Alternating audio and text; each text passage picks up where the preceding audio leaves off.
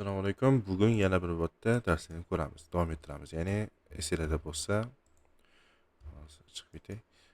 Model kontekst ichida, model ichiga kirib turib, ya'ni ichida ham misol uchun o'zimiz yasagan narsaga kirsak, ko'rsak bo'ladi. Sozdaniyada poliforma degan narsa bor. Bu narsaligini mana bularni bildik yasaganimiz. Endi bu narsa unda yoniga olib kelsak ham ko'rishimiz mumkin qisqada. Yasalgan modelimizda ichida yana bir marta shakl bersak, o'sha narsani o'yib olib tashlaydi o'sha joydan deyilgandek. Misol uchun qisqa qilib tushuntirishga harakat qilaman. Mana bu to'rtburchakdan ham ko'ramiz mana bundan ham ko'ramiz. Hammasidan bir ko'rib chiqishga harakat qilaman. Xo'p, birinchisi bu давление orqali tanlayman. Yuzani tanlash yoki mana shu joyda turgan, poldan turgan bo'lsam, birinchi qavatdan olish boshlaydi o'zi. Shu turgan yuzga nisbatan. Va to'rtburchak asosida ishlayman, chizaman. Misol uchun mana bundoq qilib kesib tashlash haqida yoki bundoq qilib kesib tashlay deymanda, balandligi 2,5 metr emasda 1,20 deyman misol uchun balandligini va tasdiqlayman. Tasdiqlagandan keyin mana bu narsa 3D video o'tkazib qarasam, mana shu joyda kesib tashlagan bo'ladi. Yoniga olib kelsam, ko'kda yonib turibdi, ko'rgan bo'lsanglar, poli va давление deb yozib qo'yibdi. Ya'ni kesib tashlayotganligini bildiradi. Agar shuni belgilab turgan holatda delete qilib o'chirib tashlasak, bo'lingan, ya'ni o'yib olib tashlagan narsasini yana qaytarib qo'yib qo'yadi degandek narsa. Qaytarsam mana shu holat bo'ladi. Buni ichini yuzasini tanlasa ham bo'ladi. Tanlaydi ham hattoki, misol uchun sozdaniyaga o'tirib, выбрать плоскость qilib, buni bundoq qilsam, mana ichini yuzini tanlaydi hali. O'yilgan joyda o'zi bo'lsa ham. Shuning uchun tanlayotganimda sezayotgan bo'lsanglar, ko'k ramka yo'q, ya'ni mana shu yuzani tanlasam, mana shu ko'k chegarasini ko'rasizlar. Ya'ni shu yuzani tanlayotganligini bildiradi. Buni bossam bunga, bunga borsam bunga, bunga borsam bunga. Shu holatda bo'ladi.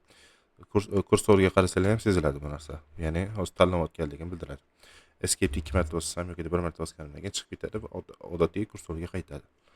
Xo'p, endi keyingisi poliformadan poli element. Endi xuddi shuni boshqacharoq faqat. Yana xuddi shu narsada shu давлениеda ishlatamiz. Misol uchun yana bunda tepa qismi tanlayman endi. Tepa qismini misol uchun bundoq olaman. Tasdiqlayman mana o'yib tashlayapti. Ya'ni men tanlagan elementda mana bunda bossam, ko'rsam bo'ladi shaklini. Sezilayotgan bo'lsa, ko'k yonib turibdi, ya'ni chegaralarini ko'rsatyapti. Shuni ichida kirgan bo'lsa to'rtburchak, mana bu ya'ni pol выдавление elementimiz shuni ichidagi hammasini o'yib tashlaydi, o'yib olib tashlaydi. Buni yana o'xshab aytganimdek o'chirib tashlsam, belgilab turib orqaga qaytaradi. Ctrl Z orqali qaytardim. Keyingisi hop, sozdaniyaga o'tib, yana tekshiramiz. Poli element вращение degani bor. Xuddi shuni boshqacharoq faqat. Endi misol uchun qanday ko'rsam bo'ladi? Bu tomonlar oddiy tomonlarmi deb shuni qilib ko'ramiz. Buni ham shu markaziy o'qni tanlayman. Misol uchun bundan bungacha deyapman. Buni ham profilni tanlayman. Profilni chizib olaman. O'zimga kerakli bo'lgan oddiy chiziqda profil chizib olaman. Misol uchun bunaqa. Farqi yo'q. Xohlagan profilga chizsanglar bo'ladi. Tanlab turib tanladim va tasdiqlayman. Tasdiqlagandan keyin 3D video o'tib tekshirsam, mana pol elementim tagidan qarash kerak. Mana o'yib olgan bo'ladi.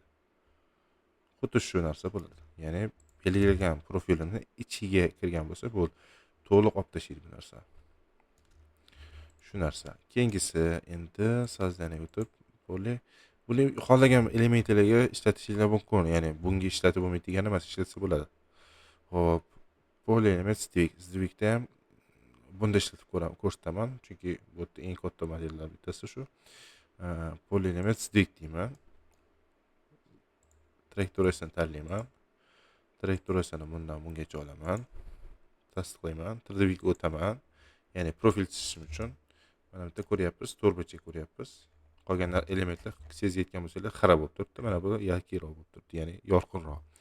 Shuni tanlagan holatda power profil redaktor profil qilaman, profilni chizib olaman. Mana shunaqa chetga o'tib olaman, o'zimga qulay qilib.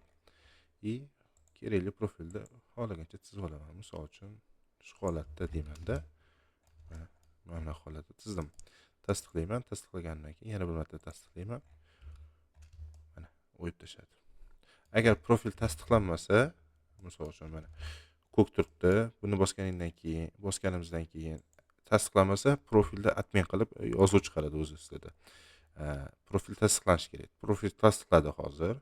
Shundan keyin buni ham bosganimdan keyin o'yib tashlaydi bu narsani. O'yib olib tashlaydi. Ko'rishingiz mumkin, mana o'yib tashlagan. Bundan oldin boshqacha edi, esingizda bo'lsa. Yoniga olib borsam ham ko'rinadi, qanaqa shaklda o'yayotganligini.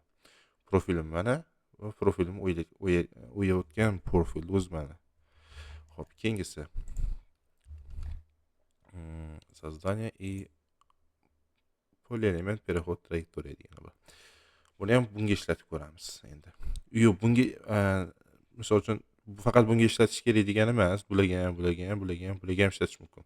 Faqat bilinglar, ya'ni bu berilgan elementda o'yadi. Berilmagan, misol uchun bo'sh o'y yoqsak, hech narsa qilmaydi. Bu hech narsa ko'rsatmaydi bu. Misol uchun ko'rsataman. Создание qilib, xuddi shu shaklda mana bo'sh joyga qilib ko'rsataman sizlarga. 3D bitga o'tib olaman o'zim kerakli qilib. Выбрать profil 1 и buni qilaman-da va buni bundoq qilib kerakli profilni chizib olaman. Tasdiqlayman profilda, keyin ikkinchi profil и rejektор profil qilaman и yana bir marta o'tga chizib olaman. Buning uchun bundoq o'tib buni tasdiqlayman, keyin buni chizaman. Kattaroq o'tib и tasdiqlagandan keyin profil tasdiqlandi, yana bir marta tasdiqlayman, buni qilib turadi. Shu holatda turadi. Bu hech qanaqa element emas. Bunga material ham berib bo'lmaydi. Chunki bu o'yadigan element sifatida kiradi. Shuning uchun buni misol uchun bunga nisbatan o'yishi uchun, ya'ni chizdik. Mana o'ymayapti hali.